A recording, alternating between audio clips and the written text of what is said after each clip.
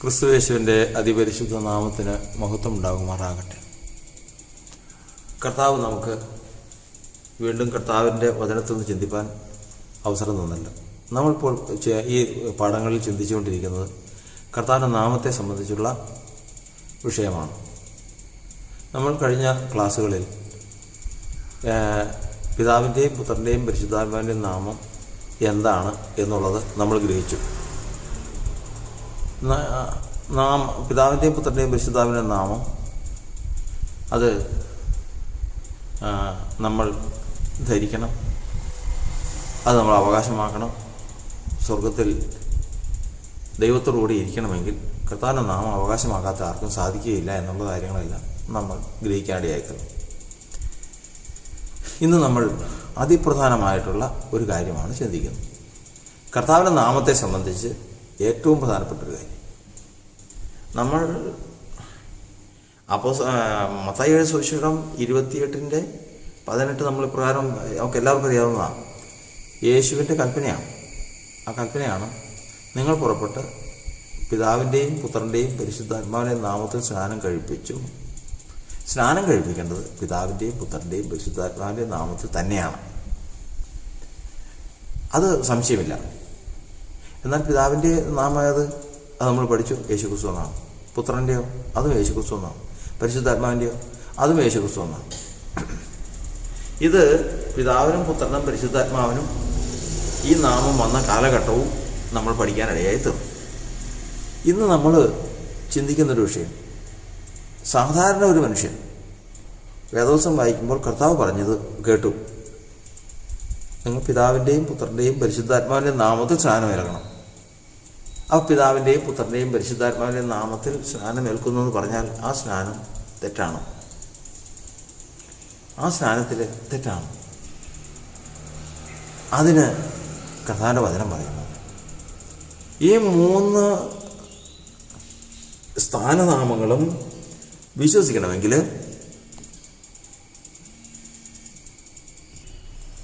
ഈ 3 സ്ഥാനനാമങ്ങളും എന്തിനെ സൂചിപ്പിക്കുന്നുവെന്ന് അറിഞ്ഞിരുന്നില്ലെങ്കിൽ അതിൻ്റേതായ പ്രശ്നങ്ങൾ വചനപ്രകാരമുണ്ട്. അതിൻ്റെ കാരണം അത് നമ്മൾ ഗ്രഹിക്കുമ്പോഴേ നമുക്കറിയാൻ സാധിക്കും. അതുകൊണ്ടാണ് ശാന്തമായിട്ട് നമ്മളിത് തർക്കത്തിനോ മറ്റൊരാൾ വിശ്വസിച്ചിരിക്കുന്നത് തെറ്റെന്ന് പറയാനോ നമ്മൾ വിശ്വസിച്ചിരിക്കുന്നത് മാത്രം ശരിയെന്ന് പറയാനോ അല്ല. ഇത് ഒരു സത്യമുണ്ട്, അതെന്താണെന്ന് നമുക്ക് കണ്ടെത്തണം. ഒന്നാമത്തെ തന്നെ പിതാവിൻ്റെ നാമം, രണ്ടാമത്തെ പുത്രൻ്റെ നാമം, മൂന്നാമത്തെ പരിശുദ്ധാത്മാവിൻ്റെ നാമം. ഇത് 3 എന്താണെന്നുള്ളത് നമ്മൾ കണ്ടു കഴിഞ്ഞു. എന്നാൽ പിതാവിൻ്റെ നാമത്തിൽ നമ്മൾ വിശ്വസിക്കണോ? എന്തിനാ പിതാവിൻ്റെ നാമത്തിൽ വിശ്വസിക്കുന്നത്? അവിടെ യോഹന്നാൻ്റെ സുവിശേഷം 17-ാം അധ്യായത്തിൻ്റെ 26-ാം വാക്യം വായിക്കാം. യോഹന്നാൻ്റെ സുവിശേഷം 17-ാം അധ്യായത്തിൻ്റെ 26-ാം വാക്യം. നീ എന്നെ സ്നേഹിക്കുന്ന സ്നേഹം കർത്താവ് സ്തോത്രം. ദൈവത്തിൻ്റെ വചനം പറയുന്നത്, കർത്താവായ യേശുക്രിസ്തു എന്ന ദൈവപുത്രൻ സ്വർഗത്തിലേക്ക് നോക്കി പ്രാർത്ഥിക്കുകയാണ്, പിതാവേ, നീ എന്നെ സ്നേഹിക്കുന്നു. ആ സ്നേഹം നീ എന്നെ എങ്ങനെ സ്നേഹിക്കുന്നുവോ അതേപോലെ തന്നെ ഇവരെ സ്നേഹിക്കണം. തൻ്റെ അടുത്ത ശിഷ്യന്മാരെ നോക്കുക. യേശുവിനെ പിതാവായ ദൈവം എങ്ങനെ സ്നേഹിക്കുന്നുവോ അതേപോലെ തന്നെ ക്രിസ്തുവിനുള്ളവരെയും സ്നേഹിക്കണം. രണ്ടാമത്തത്, ഞാൻ അവരിലാകണം.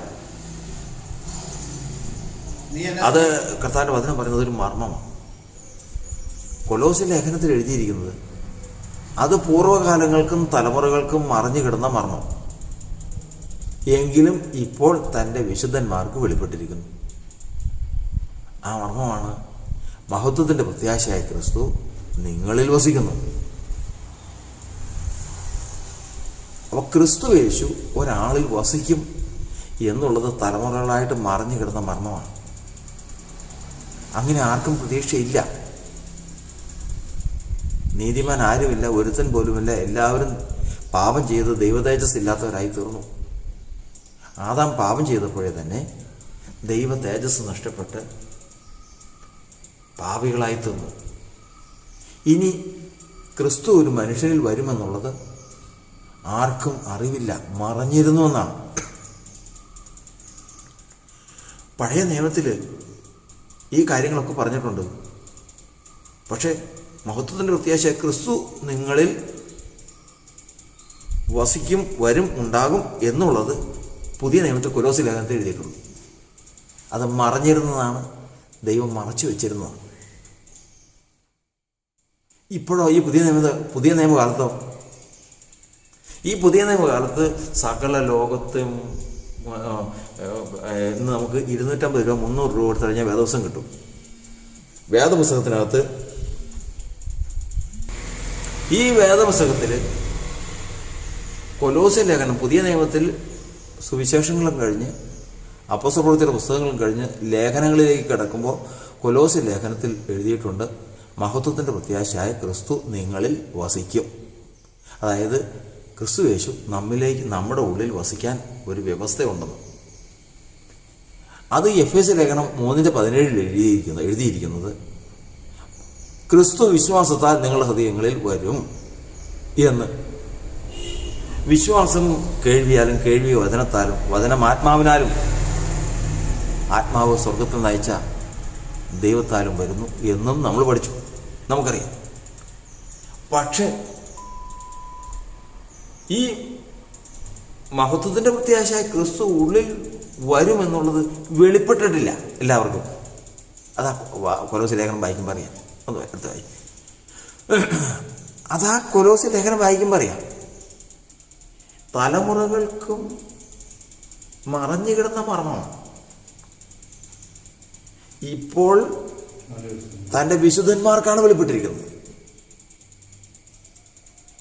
വേറെ ആർക്കും വെളിപ്പെട്ടിട്ടില്ല. ലോകത്തിൽ വിശ്വാസികളിൽ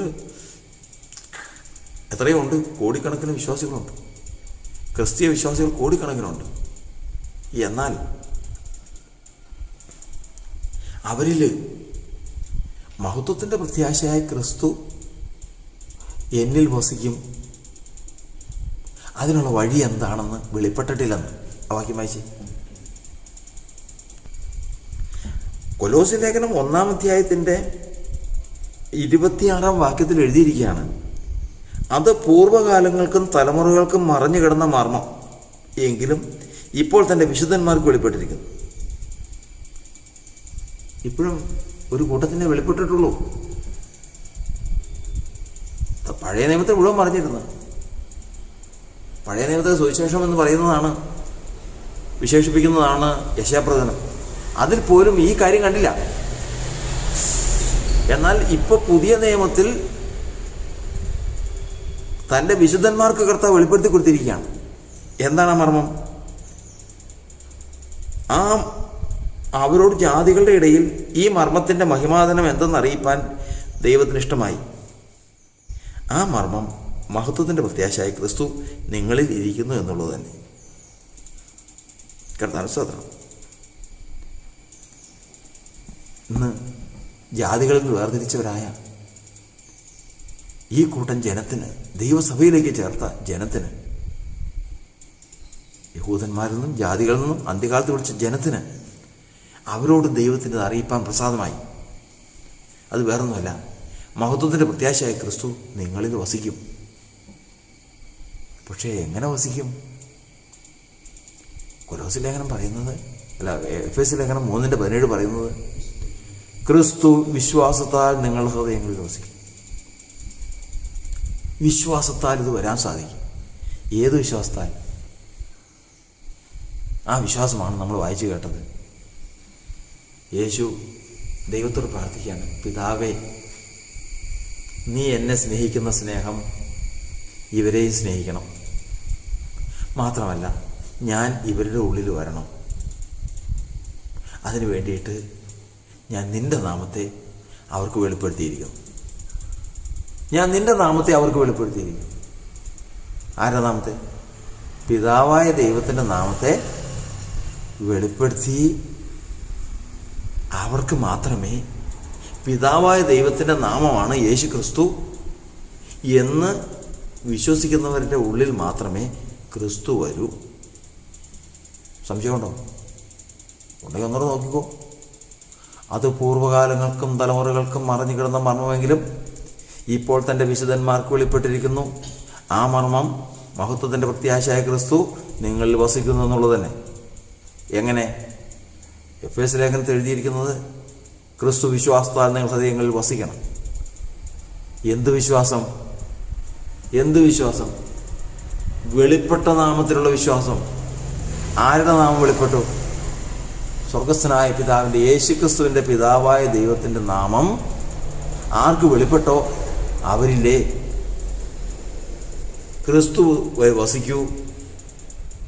അവരില്ലേ ക്രിസ്തുവിനോടുള്ള ദൈവത്തിൻ്റെ സ്നേഹം വസിക്കൂ. ഇപ്പോൾ പിതാവിൻ്റെ നാമം യേശുക്രിസ്തു എന്ന് വെളിപ്പെടേണ്ടതിൻ്റെ ആവശ്യം മനസ്സിലായോ? വെളിപ്പെടേണ്ടതിൻ്റെ ആവശ്യം മനസ്സിലായോ?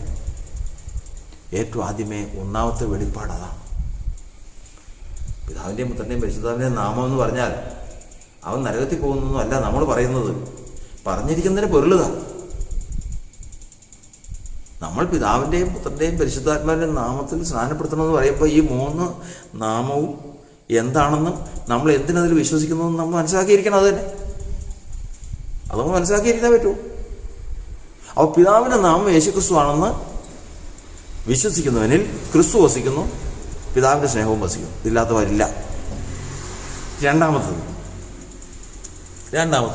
3:23 യോഹന്നാൻ 1 യോഹന്നാൻ 3:23.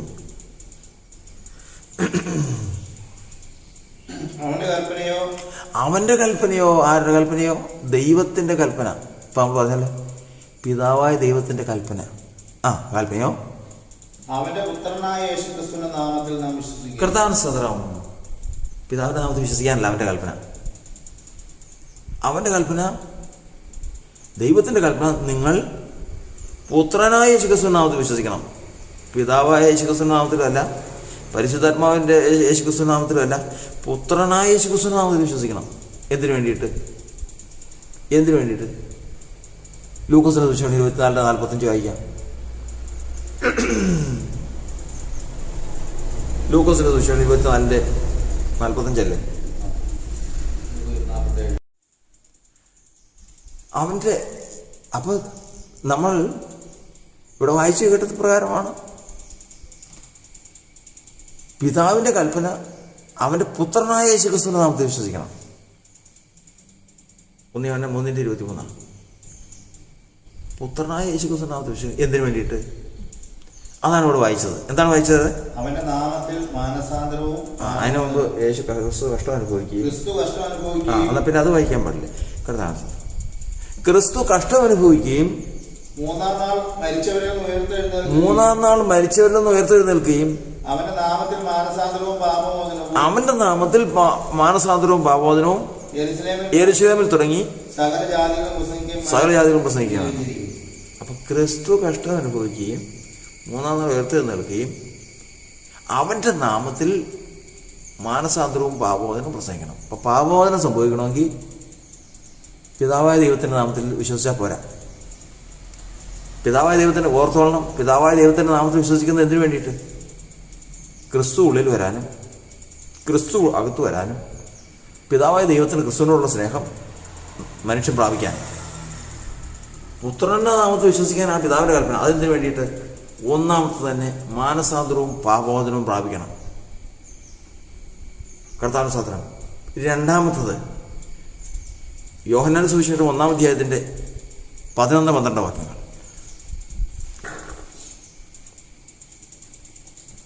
അവൻ സ്വന്തത്തിലേക്ക് വന്നു, സ്വന്തമായവർ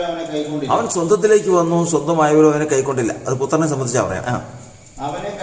അവനെ കൈക്കൊണ്ട് അവന്റെ നാമത്തിൽ വിശ്വസിക്കുന്ന ഏവർക്കും ദൈവമക്കളാകാൻ അധികാരം കൊടുത്തു. അവനെ കൈക്കൊണ്ട് പുത്രനെ കൈക്കൊണ്ട്. അതിന് എഴുതിയിട്ടുണ്ട്, അവൻ ലോകത്തിലുണ്ടായിരുന്നു, ലോകം അവൻ മുഖാന്തരം ഉളവായതൊന്നും അവനെ കൂടാതെ ഉളവായതല്ല.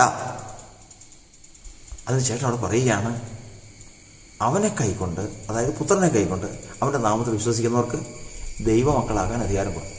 അപ്പം പിതാവായ ദൈവം കൽപ്പിച്ചതെന്തിനാ? നിങ്ങൾ പുത്രൻ്റെ നാമത്തിൽ വിശ്വസിക്കണം. എന്തിനു വേണ്ടിയിട്ട്? പാപമോചനവും മാനസാന്തരവും നടക്കണമെങ്കിൽ ആ നാമത്തിലേ നടക്കുകയുള്ളൂ. ആ നാമത്തിലേ നടക്കൂ. മക്കളായി തീരണമെങ്കിൽ, ദൈവത്തിൻ്റെ മക്കളായി തീരണമെങ്കിൽ ഈ നാമത്തിൽ നടക്കൂ. ഇനി 1 യോഹന്നാൻ ലേഖനം 5-ാം അധ്യായത്തിൻ്റെ 13-ാം വാക്യം. 1 യോഹന്നാൻ ലേഖനം 5-ാം അധ്യായത്തിൻ്റെ 13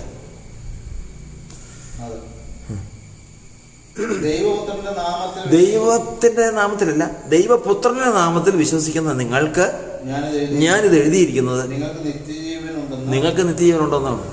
പുത്രന്റെ നാമത്തിൽ വിശ്വസിക്കുന്നവനാണ് നിത്യജീവൻ. പുത്രന്റെ നാമത്തിൽ വിശ്വസിക്കുന്നവനാണ് നിത്യജീവൻ. അപ്പൊ എന്തിനൊക്കെ പിതാവിന്റെ നാമത്തിൽ വിശ്വസിക്കുന്നത് ക്രിസ്തു ഉള്ളിലാകാനും ദൈവത്തിന് ക്രിസ്തുവിനോടുള്ള സ്നേഹം മനുഷ്യരിലേക്ക് വരാനും, അല്ലെങ്കിൽ വെളിപ്പെട്ടവനിലേക്ക് വരാനും പിതാവിൻ്റെ നാമത്തിൽ നാമം വെളിപ്പെടണം, അത് വിശ്വസിക്കണം. പുത്രൻ്റെ നാമത്തിൽ വിശ്വസിക്കാൻ ദൈവത്തിൻ്റെ കൽപ്പനയാണ്. എന്തിനൊക്കെ വേണ്ടിയിട്ട്? 1 പാപമോചനം, 2 ദൈവമക്കളായി തീരണം, 3 നിത്യജീവനെ പ്രാപിക്കണം. പുത്രൻ്റെ നാമത്തിൽ വിശ്വസിക്കാൻ കർത്താവിന് സ്തോത്രം. മൂന്നാമത്തത് വചനം പറയുന്നത്, യോഹന്നാന്റെ സുവിശേഷത്തിൽ നമ്മൾ പഠിക്കുന്നത്, ഒരു കാര്യസ്ഥൻ, പിതാവ് എൻ്റെ നാമത്തിൽ അയപ്പാനുള്ള ഒരു കാര്യസ്ഥനുണ്ട്. അതായത് പരിശുദ്ധാത്മാവിനെ സംബന്ധിച്ച് പറയാം. വായിച്ച് എത്രാമത്തെ? 15:26. ഞാൻ പിതാവിൻ്റെ അടുക്കൽ നിന്ന് നിങ്ങൾക്ക് അയപ്പാനുള്ള കാര്യസ്ഥനായി പിതാവിന്റെ അടുക്കൽ നിന്ന് പുറപ്പെടുന്ന സത്യാത്മാവ് വരുമ്പോൾ അവൻ എന്നെ കുറിച്ച് സാക്ഷ്യം പറയും. പുതിയ നിയമകാലത്ത് യേശു സ്വർഗാരോഹണം ചെയ്തതിന് ശേഷം ലോകത്തിൽ പരിശുദ്ധാത്മാവ് വ്യാപരിക്കുന്നത് യേശുക്രിസ്തുവിന്റെ നാമത്തിലാണ്.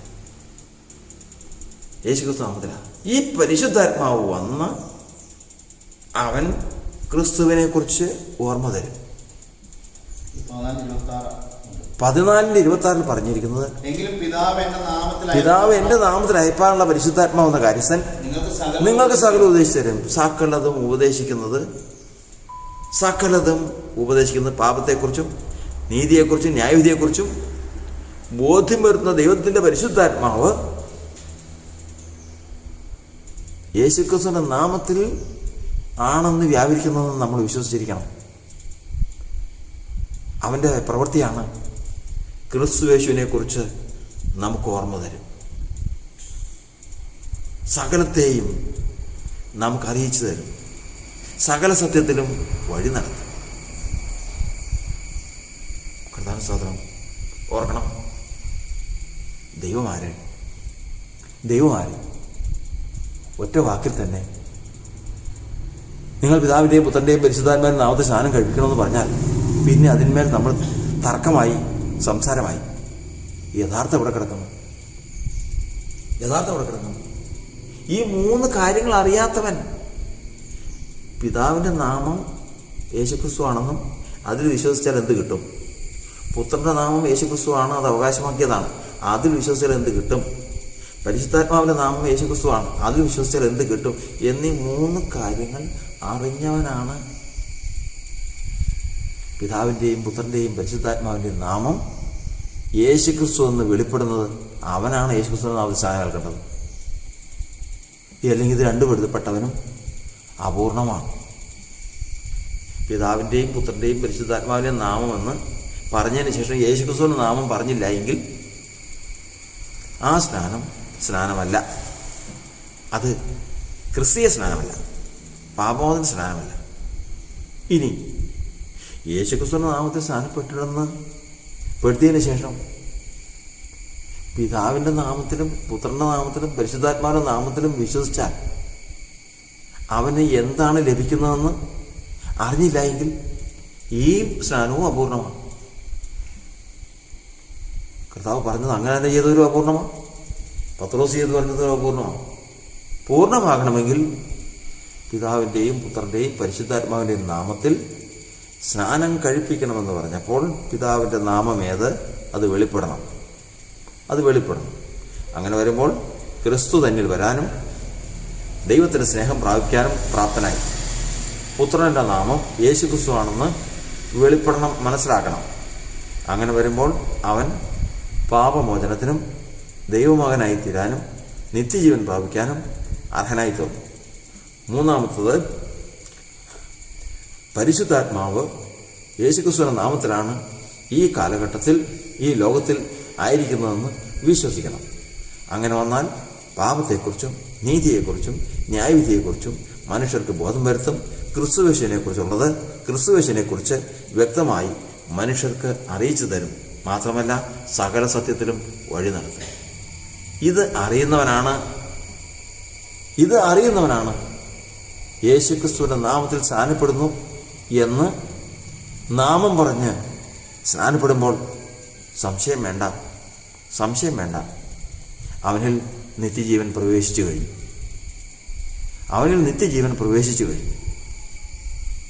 ഇതിനെക്കുറിച്ച് സൂക്ഷ്മമായി ഈ പറഞ്ഞ വാക്യങ്ങളെല്ലാം എടുത്ത് ഇതിങ്ങനെ തന്നെയൊന്ന് പരിശോധിച്ചതിന് ശേഷം നമ്മുടെ സ്നാനത്തെയും നമ്മുടെ വിശ്വാസത്തെയും ഉറപ്പിക്കാൻ ദൈവത്തിൻ്റെ പരിശുദ്ധാത്മാവ് നമ്മെ സഹായിക്കുമാറാകട്ടെ.